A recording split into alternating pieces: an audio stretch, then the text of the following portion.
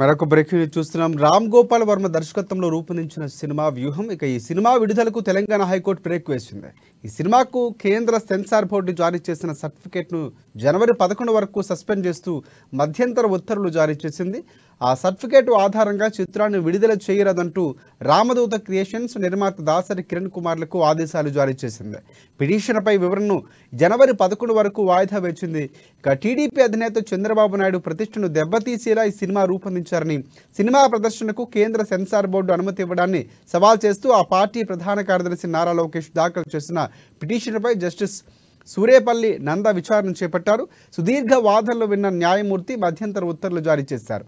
ప్రాథమిక ఆధారాల నేపథ్యంలో సినిమా ప్రదర్శనకు జారీ చేసిన సర్టిఫికేట్ను సస్పెండ్ చేస్తూ మధ్యంతర ఉత్తర్వులు జారీ చేశారు.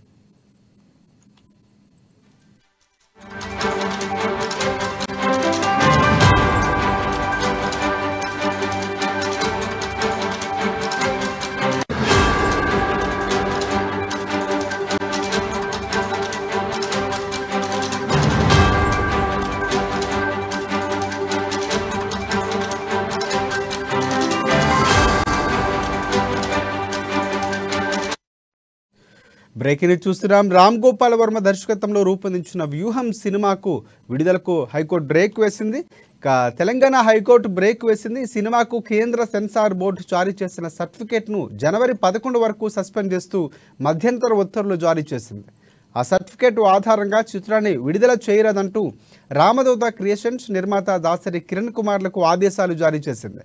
పిటిషన్పై విచారణను జనవరి 11 వరకు వాయిదా వేసింది. టీడీపీ అధినేత చంద్రబాబు నాయుడు ప్రతిష్టను దెబ్బతీసే విధంగా ఈ సినిమా రూపొందించారని, సినిమా ప్రదర్శనకు కేంద్ర సెన్సార్ బోర్డు అనుమతి ఇవ్వడాన్ని సవాల్ చేస్తూ ఆ పార్టీ ప్రధాన కార్యదర్శి నారా లోకేష్ దాఖలు చేసిన పిటిషన్పై జస్టిస్ సూరేపల్లి నంద విచారణ చేపట్టారు. సుదీర్ఘ వాదనలు విన్న న్యాయమూర్తి మధ్యంతర ఉత్తర్వులు జారీ చేశారు. ప్రాథమిక ఆధారాల నేపథ్యంలో సినిమా ప్రదర్శనకు జారీ చేసిన సర్టిఫికేట్ను సస్పెండ్ చేస్తూ మధ్యంతర ఉత్తర్వులు జారీ చేశారు.